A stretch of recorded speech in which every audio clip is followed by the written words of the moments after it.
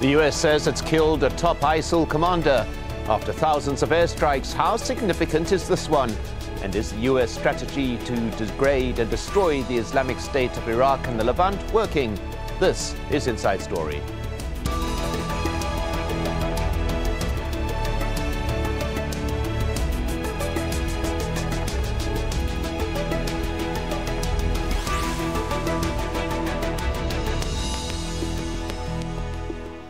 Hello and welcome to the program. I'm Mike Hanna. The US-led coalition against ISIL started in August of last year. Since then, it's carried out more than 6,000 airstrikes in Iraq and Syria, and the US Defense Department says it spent about $3.5 billion on operations related to ISIL. So it was with very little fanfare the US announced it had killed Fadil Ahmad al-Hayali, a senior leader of the Islamic State of Iraq and the Levant. Zaina Koda reports. He was ISIL's man in Iraq, in charge of overseeing the group's military operations from logistics to finance. His position in ISIL's chain of command was confirmed by the White House, which released this statement. Fadil Ahmad al-Hayali, also known as Haji Motez, was an ISIL Shura Council member and as the senior deputy to ISIL leader Abu Bakr al-Baghdadi, was a primary coordinator for moving large amounts of weapons, explosives, vehicles and people between Iraq and Syria. Al-Hayali's death will adversely impact ISIL's operations, given that his influence spanned ISIL's finance, media operations and logistics. Hayali was reportedly killed near Mosul in northern Iraq on August the 18th, as he traveled in a vehicle with another ISIL operative named Abu Abdullah, who also died. This isn't the first time the U.S. has claimed to have killed Hayali. He was reported dead in an attack in late 2014 as well. A former officer under Saddam Hussein who served in a U.S.-run prison, Hayali played an instrumental role in ISIL's capture of Mosul, Iraq's second biggest city. While his death is undoubtedly a blow to ISIL, the group seems to be prepared for such eventualities. ISIL is a secretive organization, but intelligence gathered over the years indicate that the group's power is not centralized. Many of its leaders were members of al-Qaeda in Iraq, which had a formal command structure. It proved to be a weakness, and ISIL's leaders seem to have learned from that experience. They are believed to have created a system that gives leaders flexibility so that overall operations are not affected if a top official is killed. On the ground, the coalition and its local partners have few successes to claim. It has been over a year, and ISIL remains deeply entrenched in Mosul, where it controls all aspects of life. There are those who believe, despite al-Hayali's death, the U.S. has no long-term strategy to defeat ISIL. I think the challenge has been, who are we backing on the ground? There's a larger issue here in terms of having a regional solution and being able to have all the players on the same page. In Iraq, Iranian-backed Shia militias are leading the fight in mainly Sunni Arab areas. And opposition from some politicians in Baghdad to the arming of Sunnis has increased sectarian tensions. The lack of reconciliation allowed ISIL to capture another provincial capital in May. A counter-offensive to retake Ramadi and much of the Anbar province has made little progress. Hayali's death may be a short-term setback for the group, given his influence and military background, but defeating ISIL will require a political solution to conflicts in both Iraq and Syria, where ISIL controls significant territory. Zaina Koda, Al Jazeera, Baghdad. Time now to introduce our guests. In Beirut, Elias Hanna, retired Lebanese Army general and military analyst. And in Washington, D.C., Richard Weitz, senior fellow and director of the Center for Political Military Analysis at the Hudson Institute. Welcome to you both. Let's begin with Richard Weitz. We've had reports like this before of senior figures being killed. Can we have absolute confirmation that this target is in fact dead? Well, absolute is strong. They wouldn't have announced it unless the White House wouldn't have announced this unless there was evidence that he had been killed. I mean, unless they can recover the body and do a DNA exam, there's always going to be this element of doubt. I imagine what we're waiting for is confirmation from the ISIL spokespeople to the effect that this has occurred. But the key question, of course, is whether these deaths, even if this has actually occurred, matter in the long term in the struggle against a group like ISIL. Well, Elias Hanna, let's put that question to you. What kind of impact is this going to have on the operations of ISIL?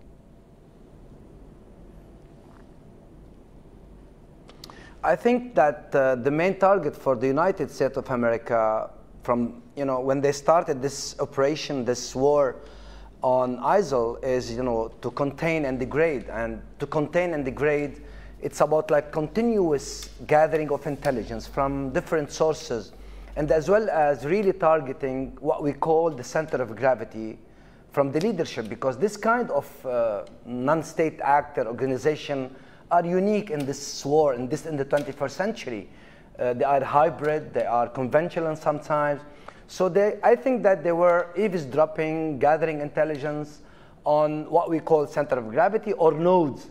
So here comes Al-Hayal as a main node in this area. What would be the consequences? It's going to be a little bit more than even like trying to hit or injure Abu Bakr al-Baghdadi, because in this kind of non-state actor, I mean, the highest value target like al-Baghdadi or even at a time al-Zawahiri, they are really disconnected from what is going on the ground, because operationally this is where the main issue is going. High flexible, high decentralized. So now for this guy to be killed, he was responsible, he was on the move when he was killed. So it means that he is really the operational security officer, the military, financial, strategic. I think it's going to affect, but we have to go and see and wait a little bit. Is it like cumulative, killing this one, Abu Sayyaf, like 1 year ago, and killing Al-Hayal now? So it's like cumulative. Is it going to really prepare the ground for the battle, the big battle of Al-Mosul in the future? Yes, I mean, it's going to hurt ISIL in a way, but they can survive. Because, I mean, imagine Mughni was killed. Not really comparing this guy to Mughni, but when a high value target was hit like Mughni, it's really hurted Hezbollah, but Hezbollah survived, and he's waging like a big war in Syria today. Well, Richard Weitz, we heard Elias Hanna refer there to ISIL as a hybrid organization and referring it to as a non-state actor. Yet it is a non-state actor that actually also controls territory, a very significant difference from the organization from which it evolved, Al-Qaeda. Now, by all accounts, Al-Hayali, also known as Haji Mutaz, was an operational commander. He was in charge of logistics within Iraq itself, and a man who was part of Saddam Hussein's army, clearly somebody with great knowledge of that particular region. So if he was in fact killed, and it is confirmed, then logistically at least there should be some impact on their operations, would there not? Yes, I'm sure there'll be some impact on, if he was killed, on the tactical issues that he was responsible for. Just to make clear what we're talking about, the reason it's referred to as a hybrid is that in an absolute categorization of social sciences, you would want to say that there are nation states defined as those that have a monopoly of legitimate force over an area of territory. There are non-state actors that are either composed of insurgents or individuals or terrorists within a particular country, or that are transnational, extend across countries. But for them, the key is not territory, but it's people, it's access to capabilities and weapons and so on, or ideological attraction. What's interesting now is you've got these groups that sort of that we've had them in the past, but now in terms of the terrorist groups that are actually controlling large parts of a country, sometimes declaring themselves a state, as the Islamic State does, although doesn't define itself as a traditional nation state. And this means that when you kill a particular individual, unless it's the most senior individual, they're normally structured so that they can replace them. Either his or her deputy will move into position to replace them, or somebody else. So I suspect, yes, there will be a tactical impact It might make it easier for the Iraqi government to be able to show more success on the battlefield because of the disruptions. But it's going to be, at some point, he will be replaced. And so the enduring value of these gains are not great unless they're a part of a comprehensive strategy that goes beyond just killing individuals. I'm going to return to that particular point in a moment, Richard Weitz, but I just want to go to Elias Hanna just to explore the issue of this particular personality a little bit further. As I mentioned, he is somebody from the Mosul region. He fought there within Saddam's army. He is somebody who had a great deal of intelligence about the way the area works. And is it perhaps people like him who allowed ISIL to control vast areas of this particular region in the first place? And the knowledge that he has would no doubt have been passed on to deputy commanders. But that issue of intelligence is something that is critical in the fight against ISIL, is it not? Seeing that ISIL itself uses intelligence so effectively to control areas of territory should it wish. You know, the fall of Mosul was like pre-planned like 1 year before. And the bigger plan was, you know, to go into Syria, take al-Raqqa, and then go back as, you know, as a springboard to go into Iraq and take al-Mosul and then go lately to Ramadi. So this guy within the bigger plan is a part of a major plan. I mean, they gather intelligence of everybody, the families, where is, you know, the main center of gravity, how you can, you know, manage the area that you are controlling. 200,000 square kilometers and 6 million people are under their, you know, command now. But we have to consider that we have two theaters in Iraq today. I mean, in this ISIL so-called Khilafah, we have two theaters. We have the Syrian one and we have the Iraqi one. I do believe that this guy is not really responsible for the whole military issues in Syria as well as in Iraq, because they are highly decentralized. He is responsible for al-Mosul, and al-Mosul is maybe the second largest city in Iraq, and it's difficult to wage war because nobody now is talking about how, you know, you can recover and take back al-Mosul unless you want to destroy all of this. So I think what really impacts this guy is eliminated. He's a high value target. Second, the intelligence within this ISIL will rethink again that they are under permanent control, permanent intelligence eavesdropping. So they have to reconsider in order to remake, if I may say, their operational security, because when you want to work, when you want to fight, you have to have certain operational security, and this operational security was it.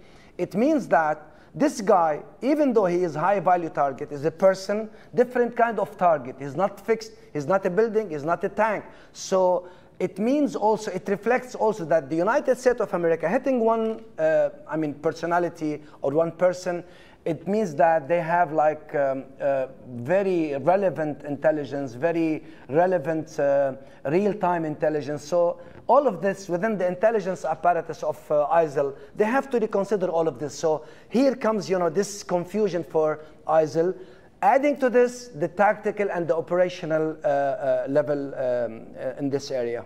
Well, let's just pause at this point and take a look back. ISIL first declared its caliphate in June 2014, and it's since managed to gain and hold territory stretching from Diyala province in Iraq to Aleppo in Syria.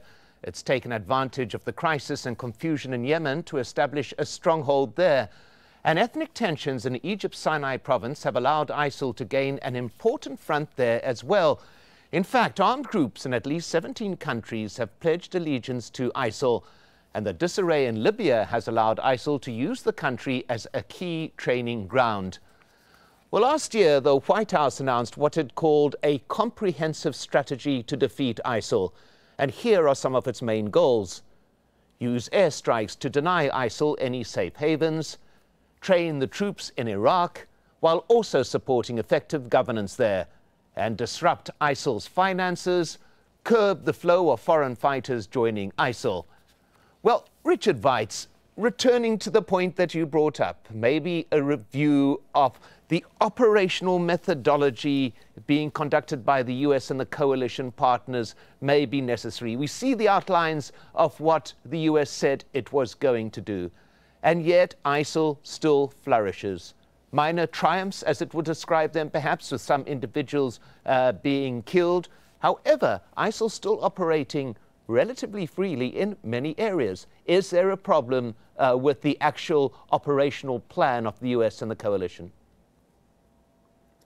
Well, what's driving the operational plan is the overall strategic objective of the current administration about the relative threat it perceives from this group. It's considered to be a major threat, but not something that warrants, for example, sending tens of thousands of U.S. ground troops back into Iraq.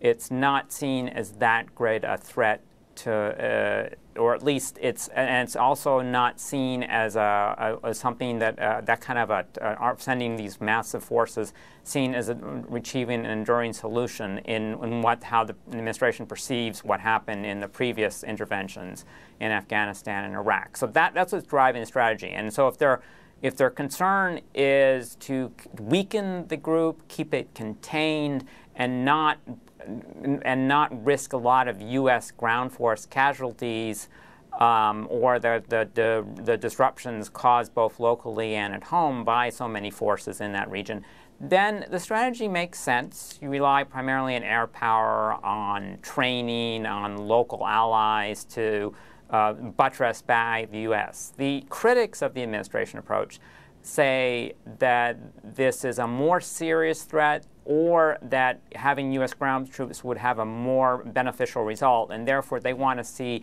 a greater commitment of U.S. ground forces in the region, often put at the figure of 10,000. So that's, I think, what's driving the strategy. It's a question of lining up the appropriate goals and means. And so it's really, there's no right or wrong answer there. It's really a question of what your relative priorities are. For this administration, I think they're a bit more concerned about China and Iran and Russia than they are about this threat. Well, Elias, Hannah, I mean, some have contended that the U.S. Policies against ISIL are rooted in a vision of the organization as some kind of insurgency organization. It is using tactics that it has used in anti-insurgency operations in previous years, in fact, in previous decades. Yet, as we are pointing out, ISIL is not necessarily purely an insurgency force. It is a force that controls territory, controls towns, controls cities, and operates very differently from the type of insurgency groups that the U.S. has dealt with in this type of way in the past. Would that be a fair criticism of the U.S. and the coalition approach?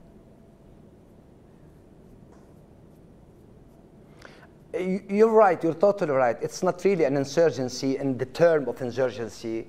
It's something new, as I said earlier. It's like a new phenomena in the 21st century. However, when you really mention the components of the grand strategy of the United States of America, I think that the United States of America is seeing what is happening with ISIL within the grander scheme, within the grander image of the grander strategy in the region. And maybe we have like airstrikes, like UAV drone strikes, something like that. But maybe the most difficult component of the American strategy, it's how it's going to kill the soft power, the ideology of these people. And you really have mentioned what's happening in Libya, what's happening in Sinai, in Egypt, what's happening maybe even in Afghanistan. The second component, what is really lacking, is boots on the ground. I mean, you cannot really defeat, ISIL on the ground unless you have boots on the ground. And the clear example was in Kobani, when you have the air power and the Peshmerga or the Kurdish fighters really fighting ISIL. Moreover,